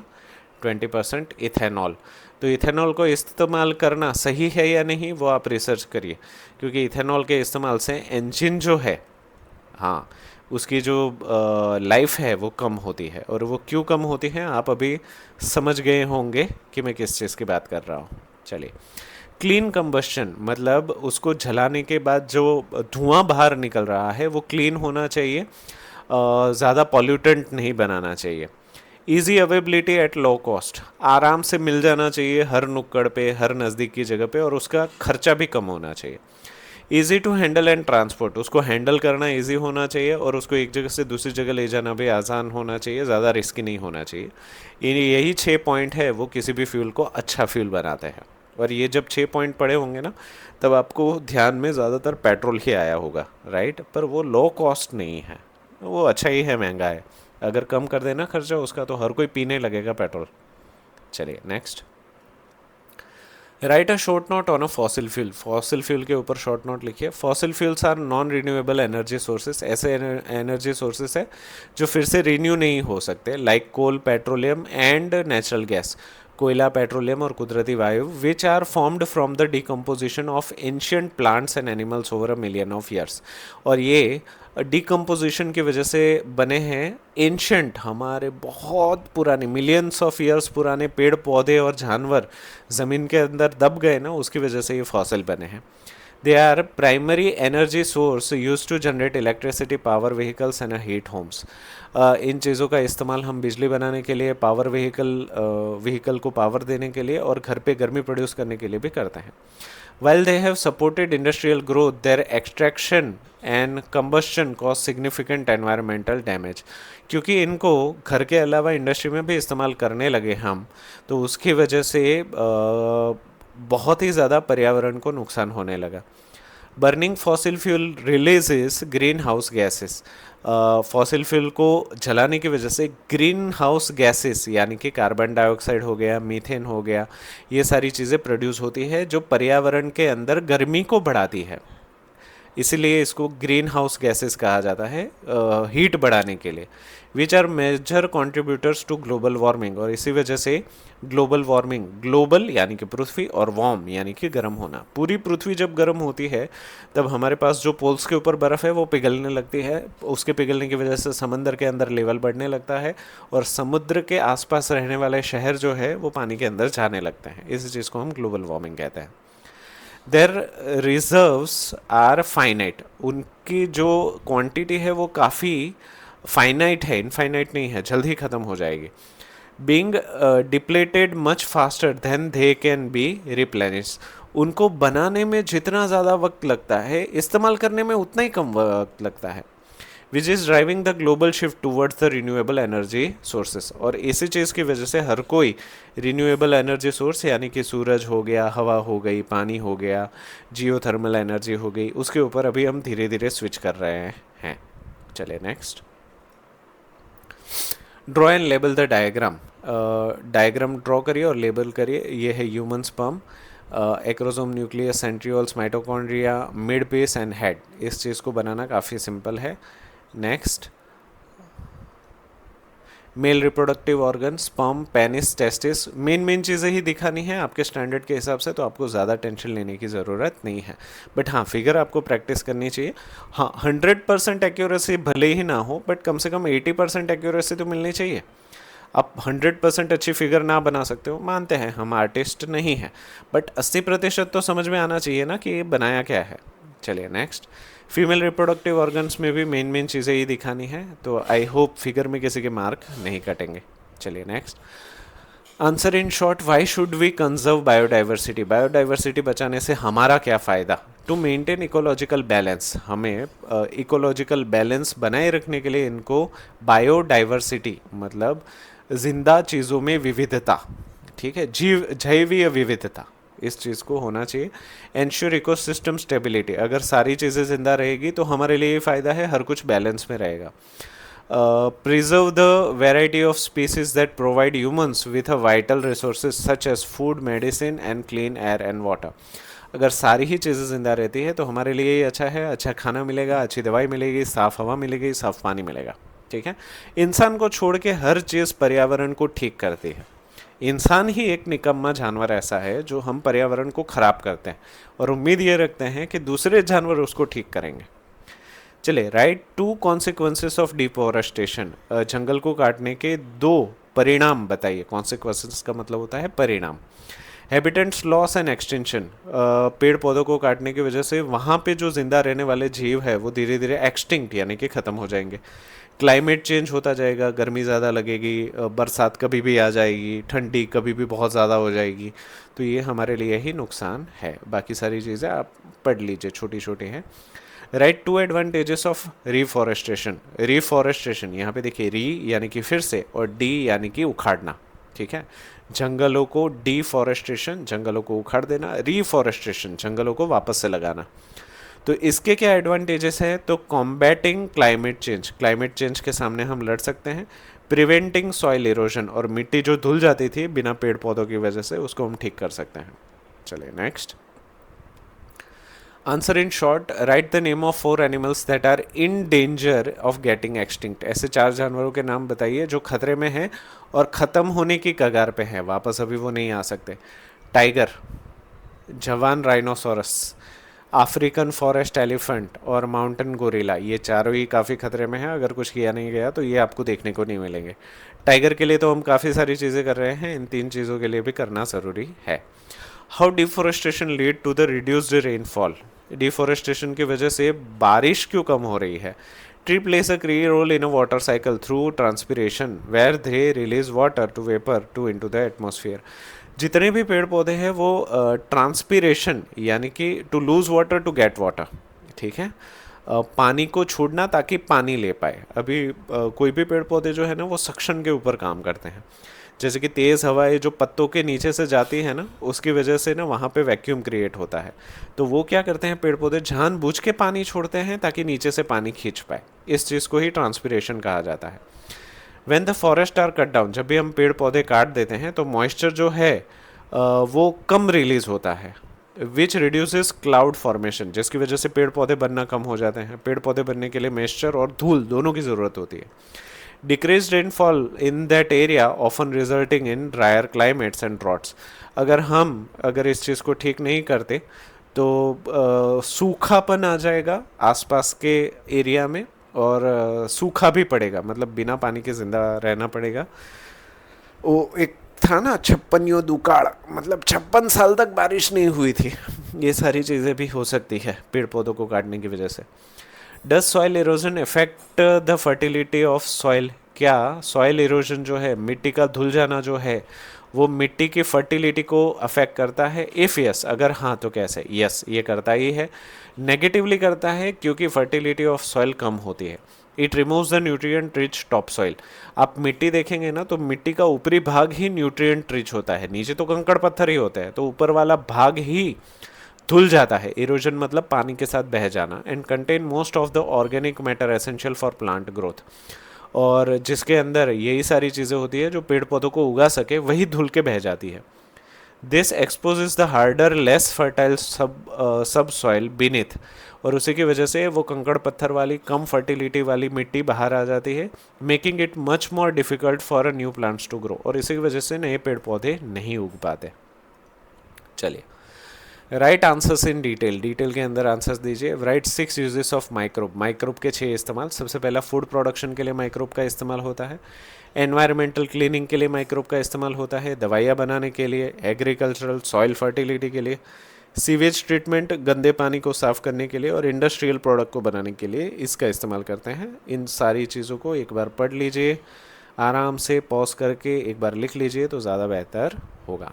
चलिए next, what are the major group of micro organism, micro organisms के मेजर ग्रुप क्या है, बैक्टीरिया है, फंगस है और प्रोटिस्ट्स है। ये 3 मेजर ग्रुप है। क्या है उसके बारे में थोड़ा आप पढ़ लीजिए, कुछ ना समझ में आए तो कमेंट करिए। चलिए नेक्स्ट, हाँ, what are the major groups of micro organisms. अच्छा, ये तो सेम ही सवाल है ना। हाँ, अच्छा 6 ग्रुप है। ओके, तो वायरसेस भी है, एल्गी भी है और आर्किया भी है। तो ये सारी चीज़ें एक बार आप ज़रूर से पढ़ लें, ठीक है। चलिए next, explain damage caused by fossil fuel, fossil fuel की वजह से जो डैमेज हो रहा है उसके बारे में बताइए। एयर पॉल्यूशन भर भर के हो रहा है, क्लाइमेट को चेंज कर रहा है, ओशन को एसिडिफाई कर रहा है, इसलिए समंदर के अंदर मछलियाँ कम हो रही है, हैबिटेट डिस्ट्रक्ट हो रहे हैं। ऐसी कोई जगह नहीं बची जहाँ पे ज़िंदगी बिना बीमारी के पनप सके। आप देखिए, आप में और मुझ में भी कई सारी बीमारियां बार बार आती रहती है, इसका कारण यही है। फिर नेक्स्ट है सॉइल एंड वाटर पॉल्यूशन, मिट्टी और पानी का पॉल्यूशन भी होता है। चलिए next, right 6 products obtain from a distillation of petroleum, petroleum का अगर हम डिस्टिलेशन करें तो कौन कौन सी चीज़ है। तो डिस्टिलेशन मतलब पेट्रोलियम को हल्के हल्के से गर्म करना और उनकी भाप को ठंडा करके अलग अलग चीज़ें बनाना, इस चीज़ को हम डिस्टिलेशन कहते हैं, राइट। तो एलपीजी भी डिस्टिलेशन से बनता है, पेट्रोलियम यानी कि गैसोलीन भी उससे बनता है, kerosene, diesel oil, lubricating oil और बिट्यूमिन, ये सारी चीज़ें जो हैं वो डिस्टिलेशन से ही बनती है पेट्रोलियम की। हल्के हल्की आंच पे गर्म करो, उसकी भाप को ठंडा करो और उसको अलग करते जाओ, उसी चीज़ को कहते हैं डिस्टिलेशन या रिफाइनिंग। चलिए next, why CNG is better fuel than petroleum, CNG क्यों बेहतर है पेट्रोलियम से, यानी कि पेट्रोल, डीजल, कैरोसिन से क्यों अच्छा है। क्लीनर बर्निंग, इसको जलाते वक्त कोई भी बाई प्रोडक्ट पर्यावरण को नुकसान पहुंचाए ऐसी नहीं होती। रिड्यूस्ड कार्बन फुटप्रिंट, इससे कार्बन के जो फुटप्रिंट है, कार्बन का जो एक्सेस है वो कम हो जाता है। कॉस्ट इफेक्टिव, सस्ता है। इंजन लॉन्गिविटी, इंजन लंबे वक्त तक ठीक रहता है, पर ये डिपेंड करता है किस तरीके का इंजन है, राइट। पेट्रोल वाले इंजन में ये ख़त्म कर देता है इंजन की कैपेसिटी। सेफ्टी, सेफ है, ये भी थोड़ा डाउटफुल है। सीएनजी में आग बड़े जल्दी से लग जाती है, तो उसकी जो मशीनरी वो जो है वो लीकेज ज़रा भी ना हो उसका ध्यान रखना पड़ता है, ठीक है। तो एक बार इन सारे पॉइंट्स को पढ़ लीजिए। Right a short note on nitrogen cycle, nitrogen cycle के बारे में शॉर्ट नोट मैं अगर आपको आराम से समझा दूँ तो फॉर एग्जांपल मैं यहाँ से शुरू करता हूँ जानवरों से। तो जानवरों के यूरिन या एक्सक्रीटा से एमोनिया बनता है, एमोनिया से नाइट्रेट्स बनते हैं, नाइट्राइट्स से नाइट्रेट्स बनते हैं, और नाइट्रेट से फिर से वो ग्लीन प्लांट के द्वारा सूखा जाता है और ये चक्कर चलता जाता है, ठीक है। ये इतना हो गया। अभी बाहर का चक्कर हम देखते हैं, कहाँ से शुरू करें, कहीं से भी शुरू कर सकते हो। जैसे कि atmospheric industrial fixation, atmospheric and industrial fixation nitrogen की वजह से, नाइट्रिफिकेशन मतलब हम मिट्टी के अंदर जो नाइट्रोजन डालते हैं वो, उससे वो नाइट्रेट्स बनते हैं। नाइट्रेट्स का डीनाइट्रिफिकेशन होता है, मतलब नाइट्रेट्स निकाल देना, उसको नाइट्रोजन एटमॉस्फेयर के अंदर चला जाता है। एटमॉस्फेयर में से वापस से नाइट्रोजन फिक्सेशन होता है प्रोटोप्लाज्म के द्वारा, ग्रीन प्लांट्स के द्वारा, और यहाँ पे मिट्टी में वापस आ जाते हैं। दूसरी प्रोसेस है नाइट्रिफिकेशन से फिर से वो एटमॉस्फेयर और इंडस्ट्रियल इस्तेमाल में होते हैं। ये फिगर आपको बनानी है और इसका एक्सप्लेनेशन भी मैंने यहाँ पे दिया है।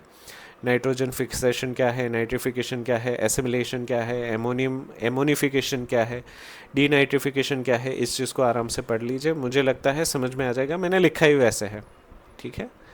चलिए, what is red data book, लाल किताब क्या है। Red data book is a public document, ये एक पब्लिक डॉक्यूमेंट है created by the International Union for Conservation of Nature, International Union of Conservation of Nature इसने बनाया है to record and track the rare and endangered species, ताकि उन सारे जानवरों का और एंडेंजर्ड स्पीसीज का लेखा जोखा रख सके जो एनिमल, फंगस या किसी भी सब स्पीसीज में हो, ताकि हमें पता चले कि कौन सी चीज़ ख़त्म हो रही है और उससे पर्यावरण के ऊपर क्या प्रभाव पड़ेगा पूरी दुनिया में, ठीक है। तो यही वो रेड डेटा बुक है जिसमें ये सारी चीज़ें लिखी जाती है। It helps to provide the information for research, और इसी के आधार पे हम रिसर्च करने में थोड़े से मदद मिल जाती है। And conservation efforts to protect species on the verge of extinction, और ऐसा भी ना हो कि हमें पता ना हो और कोई इंस्टिंक्ट ख़त्म हो गई और वो बहुत ही ज़रूरी थी, तो इस चीज़ को ध्यान में रखना भी रेड डेटा बुक का काम है। चलिए नेक्स्ट, रिफॉरेस्टेशन क्या होता है, the process of restoring forest that was previously destroyed by cutting और natural disaster, replanting trees and vegetation. अगर उजड़े हुए जंगलों को आप वापस से उगाते हो, चाहे वो कुदरती तौर पे हुए हो या इंसानों की वजह से हुए हो, तो उस चीज़ को ही रिफॉरेस्टेशन कहा जाता है। It can occur naturally but often expedited by humans intervention to accelerate the recovery process.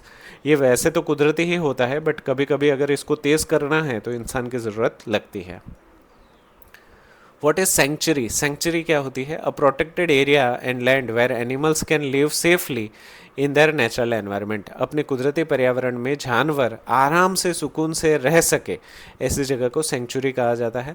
In a wild life sanctuary some limited human activities में be permitted, wild life sanctuary में हो सकता है कि कुछ इंसानी प्रवृत्तियों को अनुमति दी जाए, बट हंटिंग पर शिकार करना, पोचिंग जानवरों को चिढ़ाना, हार्मिंग वाइल्ड लाइफ किसी जानवरों को नुकसान पहुंचाना स्ट्रिक्टली प्रोहिबिटेड होता है, और अगर आपने ऐसा कुछ किया तो आपको सज़ा भी मिल सकती है।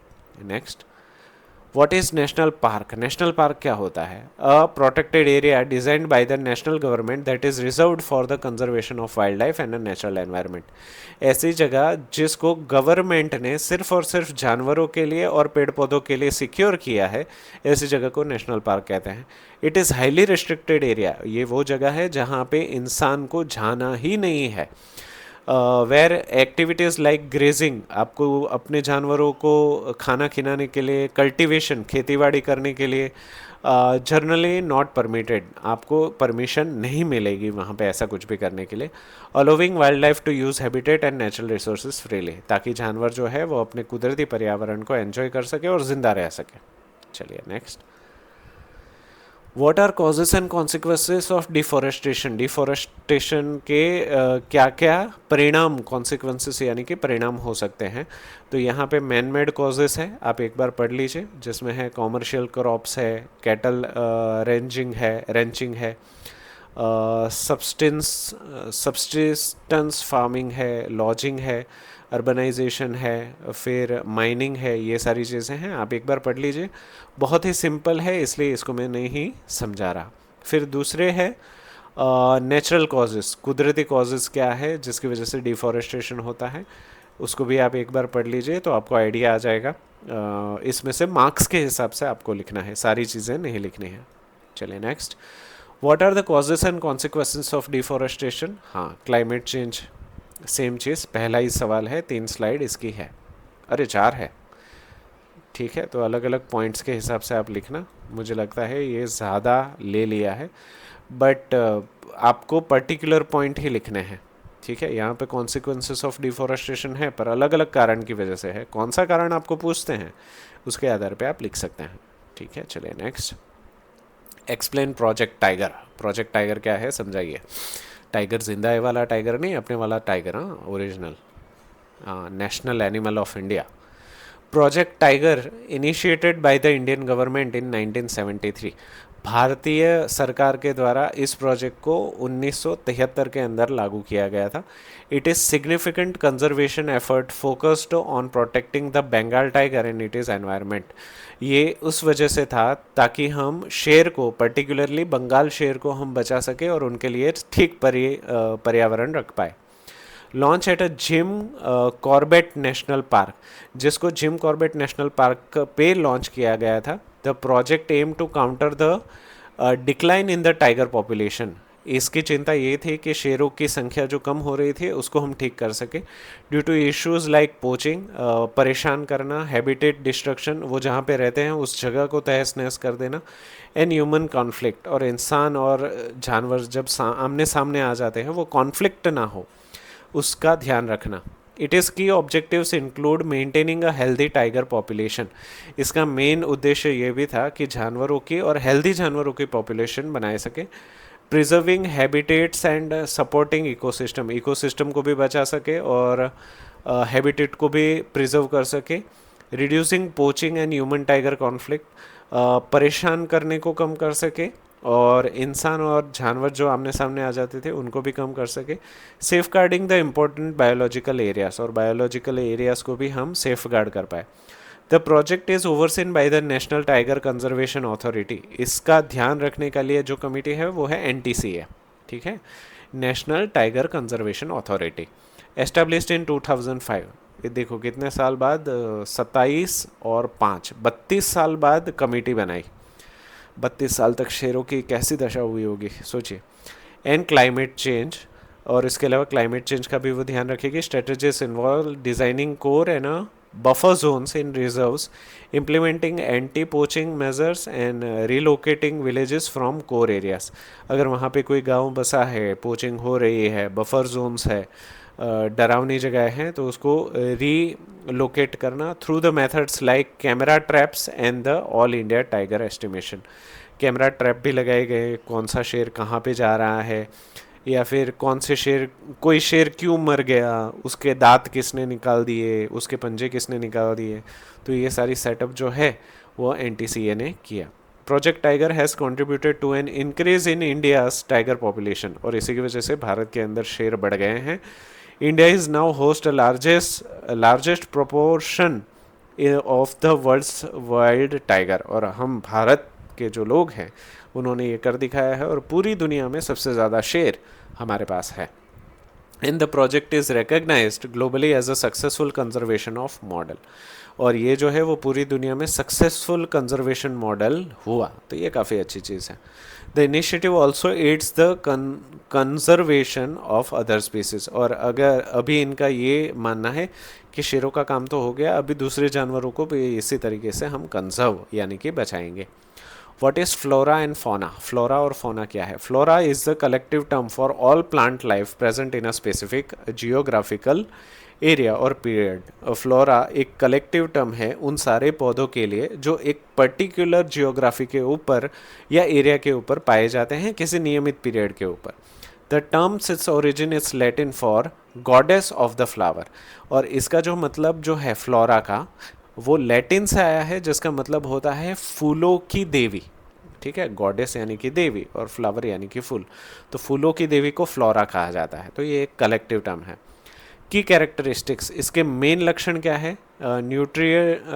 Nutritional mode, mobility, cell structure, examples, ये सारी चीज़ें इनके की स्ट्रक्चर है। आप एक बार इसको पढ़ लीजिए।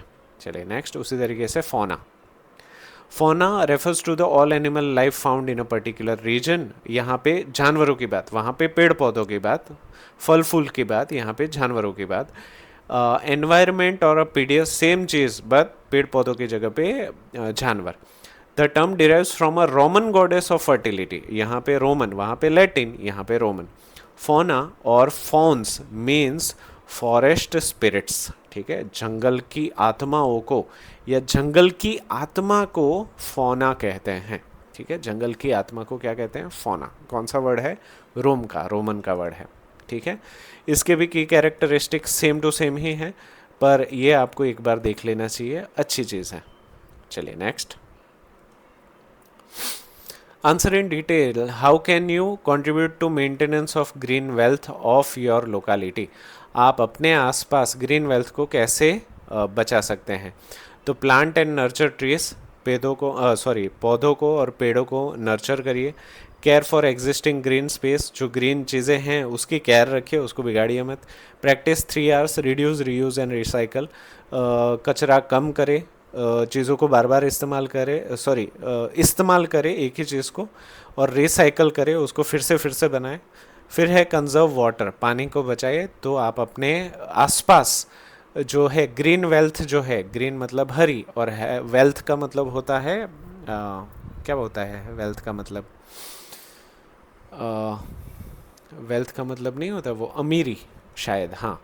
तो हरी भरी अमीरी को आप बचा सकते हैं। चलिए नेक्स्ट, हाँ, waste to contributor to green wealth, compost, organic waste का ही इस्तेमाल करिए। Promote eco friendly habits, eco friendly, पर्यावरण को ठीक रहे ऐसी आदतें डालिए। Participate in clean up drives, जैसे कि स्वच्छता अभियान जो है, ऐसी सारी चीज़ों में पार्टिसिपेट करिए ताकि लोगों की जागरूकता बढ़े। एजुकेट एंड राइज अवेयरनेस, लोगों के बीच में इस मुद्दे को उठाए ताकि हर किसी को पता चले। सपोर्ट लोकल इनिशिएटिव्स, और अपने आसपास के जो लोकल लोग हैं जो इस चीज़ में काम कर रहे हैं उनको सपोर्ट भी करिए और प्रमोट भी करिए। चलिए नेक्स्ट, हाँ, list of actions taken by you, जैसे कि आपके बारे में पूछ रहे हैं तो वो आगे की 2 स्लाइड आप नहीं भी लिखेंगे तो चलेगा। ये आपके लिए है कि आप पेड़ पौधे उगाएं, लोकल प्लांट का ध्यान रखें, इनिशिएटेड क्लीन अप करिए, कंपोस्टेड एट होम, जो भी खाद है वो घर पे बनाए, रिसाइकल करें वेस्ट को, पेपर को बचाए, अवेयरनेस फैलाए। तो ये सारे आपके द्वारा, देखो बाय यू, ठीक है, तो बाय यू वाले इतने ही पॉइंट्स हैं, आपको यही लिखने चाहिए। हाँ, वो आगे वाले भी है, पर ये 3 मार्क्स के लिए इतना काफ़ी है, मार्क्स के हिसाब से लिखना ज़रूरी है। Write steps you can take to protect endangered species, आप क्या स्टेप लेंगे ताकि आप एंडेंजर्ड, जो ख़त्म होने वाली है, उन स्पीसीज को बचाना है। तो पॉल्यूशन घटाएं और कंजम्पशन भी घटाएं। सपोर्ट सस्टेनेबल प्रोडक्ट्स, ऐसे प्रोडक्ट को सपोर्ट करें जो सस्टेनेबल है। स्प्रेड अवेयरनेस, लोगों के बीच में जागरूकता फैलाए। वॉलंटियर बने और डोनेट करें। इन सारी चीज़ों से आप अपने आसपास एंडेंजर्ड स्पीसीज को बचा सकते हैं। Right a short note on ecosystem, ecosystem के ऊपर शॉर्ट नोट लिखिए। An ecosystem is a biological community interacting organisms in their physical environment. Every ecosystem has a living biotic components and non-living abiotic components that are linked together through the nutrient cycle and energy flows। जैसे कि अगर मैं बात करूँ तो biotic और abiotic की बात हो रही है, तो बायोटिक मतलब जिंदा चीज़ है और अबायोटिक मतलब वो चीज़ है जो जिंदा रखने में ज़रूरी है। जैसे कि पेड़ है वो जिंदा है, पर पेड़ को जिंदा रखने के लिए पानी पहाड़ जो है वो अबायोटिक है, मतलब पानी पहाड़ नहीं होंगे तो पेड़ भी नहीं रहेंगे। तो अबायोटिक मतलब जो जिंदा रखने के लिए ज़रूरी है और बायोटिक मतलब जिंदा चीज़ है। इकोसिस्टम बहुत ही छोटा हो सकता है, एक पडल के जितना, और अर्थ के पूरे अर्थ के जितना बड़ा भी हो सकता है। इस चीज़ की पढ़ाई को हम इकोलॉजी कहते हैं और इसी तरीके से कुछ पॉइंट्स है, आप एक बार पढ़ लीजिए, बहुत ही इजी हैं, ज़्यादा कुछ इसमें है नहीं। ठीक है, ईवीएस से रिलेटेड। ठीक है, तो इसी के साथ आपका जो 8th स्टैंडर्ड का इम्पोर्टेंट क्वेश्चन बैंक जो था वो अभी होता है ख़त्म। आपको अगर वीडियो अच्छा लगा है तो इसको लाइक ज़रूर से करें। अगर अपने दोस्तों तक जो पास होने के वादे हैं उन तक पहुंचाना है तो इसको शेयर ज़रूर से करें। और अभी तक आप चैनल पे नए हैं और अभी तक आपने सब्सक्राइब नहीं किया है तो इसको सब्सक्राइब भी करें। जल्दी मिलेंगे 7th क्लास के इम्पोर्टेंट क्वेश्चंस के साथ। टिल देन वीडियो को पूरा देखने के लिए आप सभी का थैंक यू सो मच।